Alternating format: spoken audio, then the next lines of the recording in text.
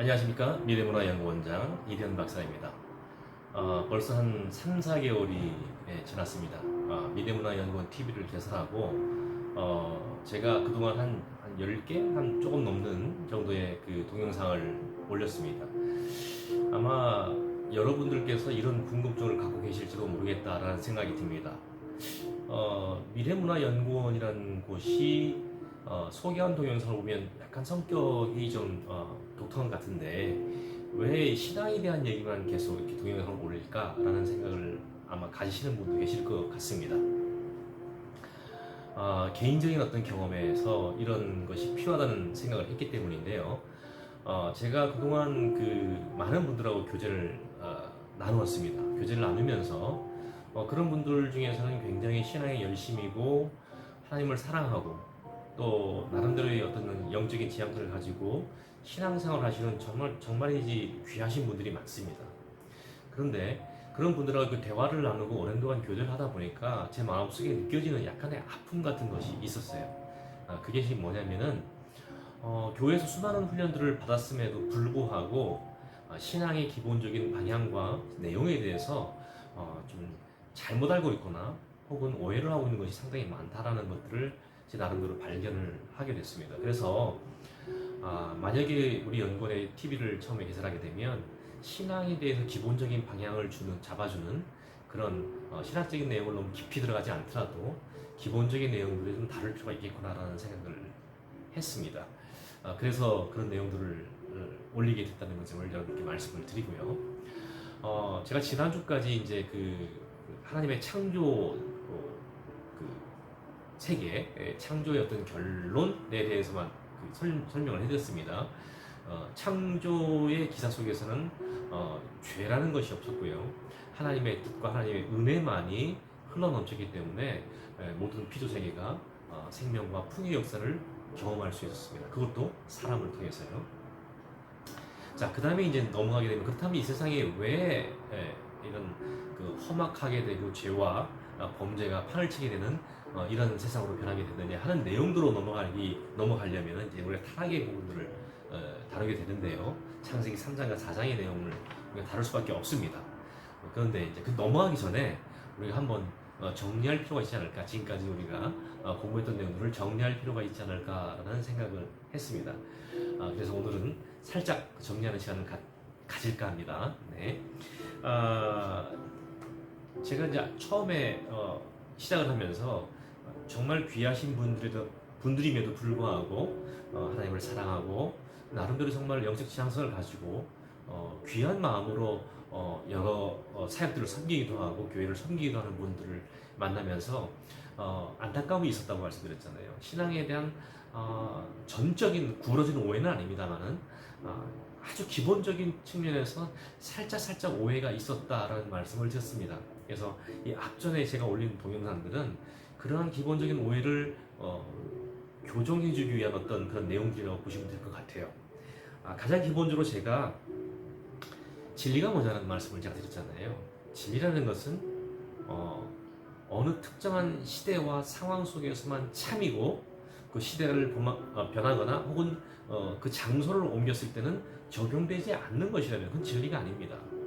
진리라는 것은 어떤 특정한 장소뿐만 아니라 모든 장소에서, 그 다음에 특정한 시대뿐만 아니라 모든 시대를 관통해서 참이어야 하는 것이 진리죠. 그리고 그것이 만약 참이라면은 그것이 그냥 관념적인 측면에서만 남아있는, 고백적인 측면에서만 남아있는 참이 아니라 실질적으로 그 삶과 인생을 지향하고 나아가는 방향들을 실제로 안내해 준다는 의미에서의, 그래서 증명될 수 있다는 의미에서의 참여해야 한다는 말씀을 드렸습니다. 그래서 기독교 복음은, 기독교 진리는 바로 그러한 진리라는 것을 제가 말씀을 드렸습니다.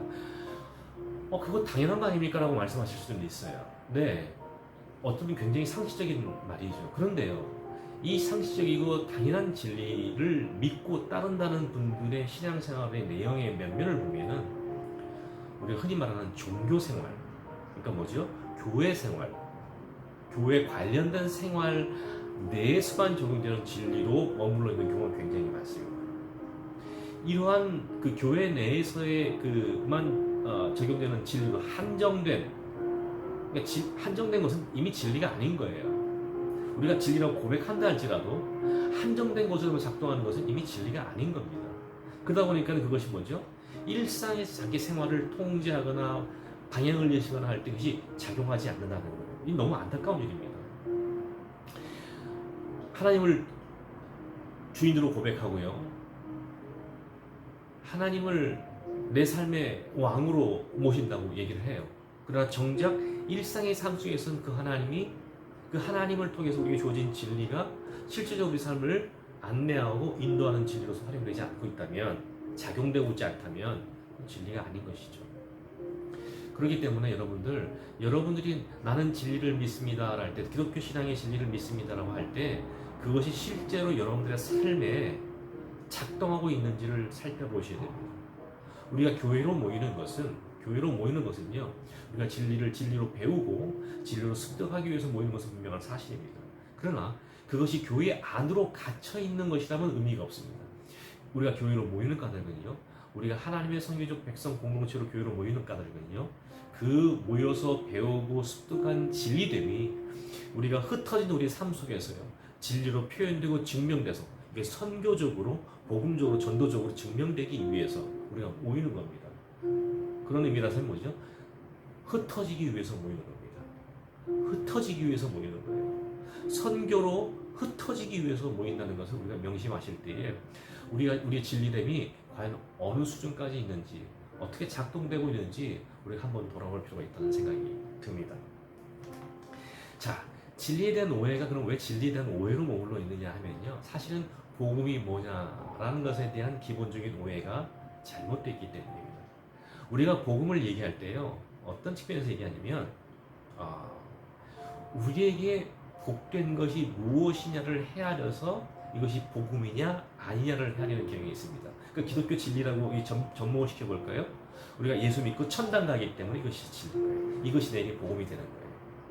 내가 예수 믿고 이러한 것이 좋아졌기 때문에 이것이 우리가 복된 것이에요. 그렇게 말씀하신다면 그것은 성경이 말씀하고 있는 바 복음의 본질적인 내용이 아닙니다. 성경이 말씀하신 복음의 말하자면 열매 중에 하나일 수도 있어요. 그러나 그것이 복음과 같지는 않습니다. 이것은 마치 교회가 하나님 나라를 증거하고 예시해야 될 표식인 것은 분명하지만 교회 자체가 하나님 나라가 아닌 것과 마찬가지입니다.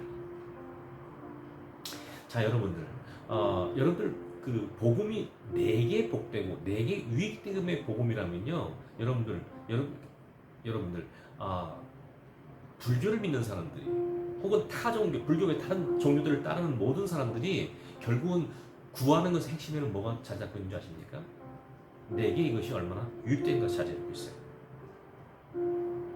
그러면 기독교라는 기독교라는 종교 시스템, 진리가 갖는 것과 다른 종교들이 갖고 있는 기본적으로 추구하는 것이 다른 차별점이 뭡니까? 다른 것이 뭘까요? 없잖아요. 다만 인간들이 바라는 바를 빌고 구하는 대상이 다를 뿐이죠. 물론 그것도 중요합니다. 그러나 성경이 말씀하시고 있는 그 복음, 그 복된 소식은요, 왜 복된 소식이냐면 그것이 우리로 하여금 이제까지 우리 중심과 우리의 관점에 매여서 우리 중심으로 살고 있던 삶을 성경이 증명하고 있는 하나님의 관점, 하나님께서 복되다 하는 그 관점으로 우리를 옮겨가기 때문에 복음인 것입니다. 성경이 말하는 복음의 핵심은요, 하나님과 나와 어떠한 관계를 맺고 있느냐에 기반한 초점을 맞춘 복음입니다. 내가 무엇을 얻었느냐, 내게 어떤 것이 유익하느냐 라는 측면에서의 복음이 아니고요, 하나님과의 관계 속에서, 새롭게 맺어진 하나님과의 관계 속에서 내가 어떠한 자리에 있느냐를 중심으로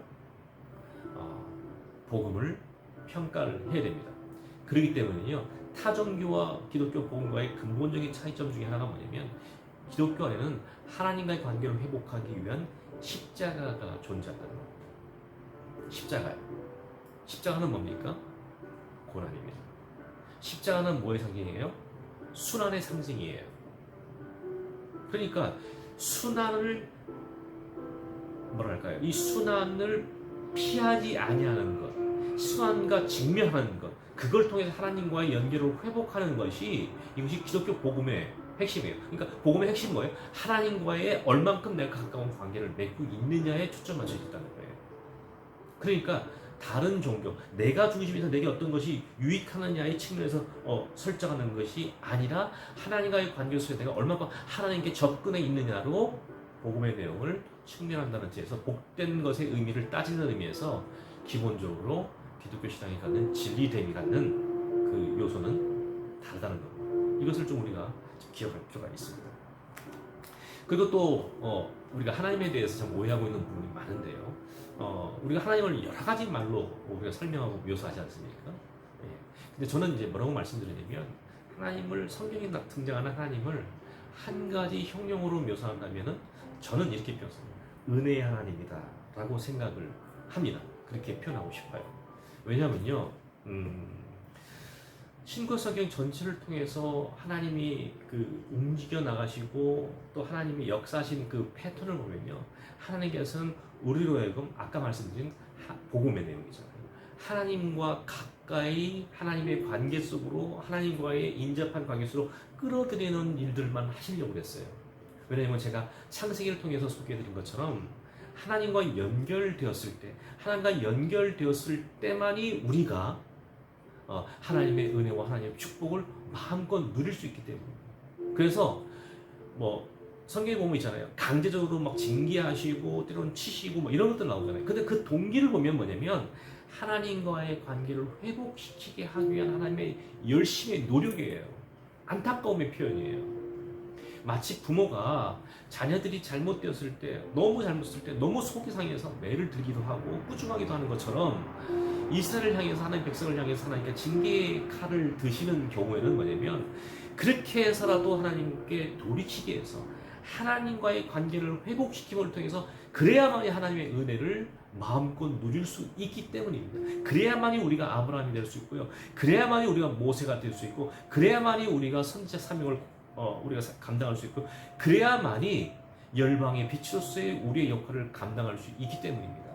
창세기를 설명하면서 제가 말씀드렸죠. 하나님과 관계가 하나님께서 인간을 만드신 하나님의 형상대로 하나님께서 인간을 빚으신 이유는 하나님의 통치를 인간이 대리해서 함을 통해서 그 인간을 통해서 하나님의 빛을 받고 하나님의 통치를 그대로 구현하는 인간을 통해서 뭐예요?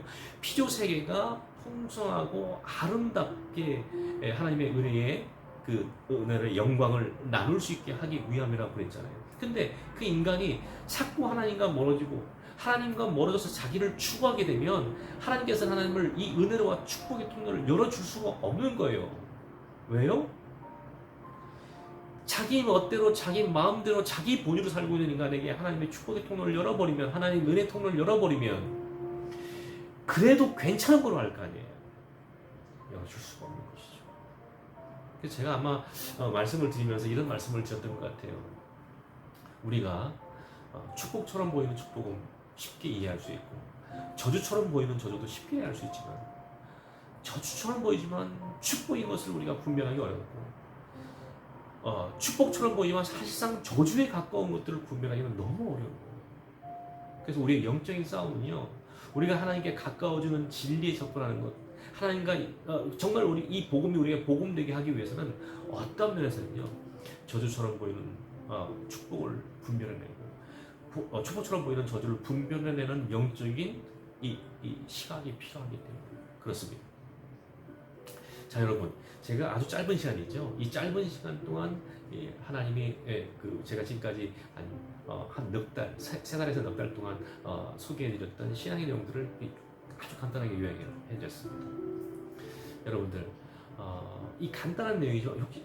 이게 이해가 안 되시면요, 여러분들 한 번 더 돌아가셔서 동영상 제가 올렸던 것들 내용들을 지금 말씀드린 내용에 비추어서 한 번 더 들어보시기 바랍니다. 그리고 제가 간절히 부탁드리는 것은 여러분들 생각하셔야 됩니다. 사고하셔야 돼요.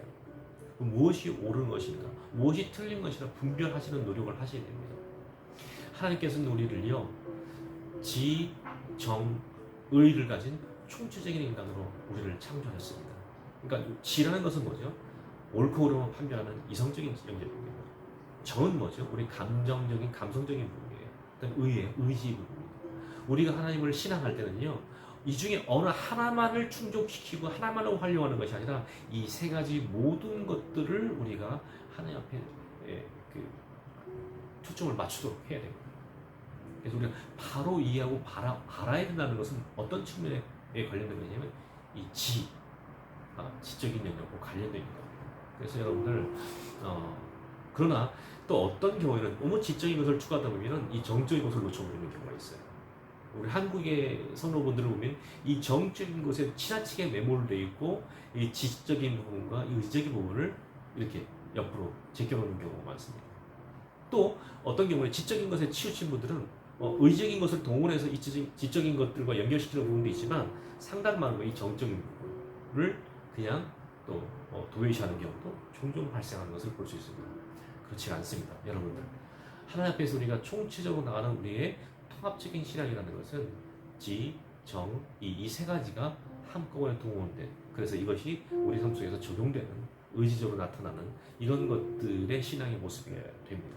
그래서 자, 이제 다음 시간에는요, 하나님께서 아름답게 창조하신 이 창조의 세계가 왜 이렇게 훼손될 수밖에 없었는지, 또 아주 민감한 부분입니다. 하나님께서는 악을 창조하셨는가, 이 부분입니다.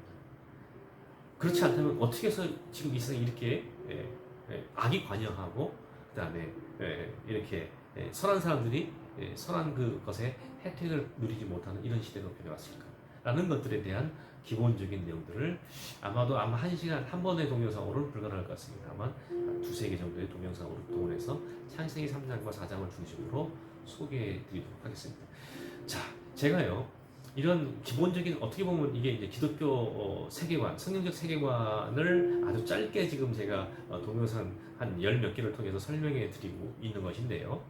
제가 왜 이것을 설명해 드리냐면, 이 내용을 빗대어서 우리 자녀들을 어떻게 양육해야 되는지, 다음 세대를 어떻게 양육해야 되는 것인지, 우리가 이 성경의 기본적인 그 흐름들을 파악하고 논리들을 파악함을 통해서 우리 자녀들을 어떻게 그러면 양육해야 되는지에 대한 기본적인 또 그림, 또 안내를 받을 수 있기 때문입니다. 그래서 향후에 계속해서 이제 기독교 신앙의 기본적인 내용들을 우리가 마무리하고 나면 그것과 연계해서 이제 우리가 어떻게 우리 자녀들을 양육할 것인가.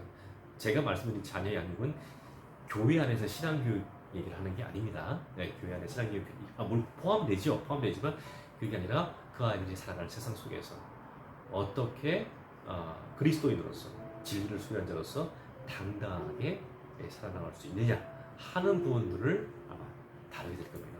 그러니까 여러분들 조금 더 인내를 가지시고 여러분들 함께 해주시기를 부탁드립니다. 네, 감사합니다. 다음에 뵙도록 하겠습니다.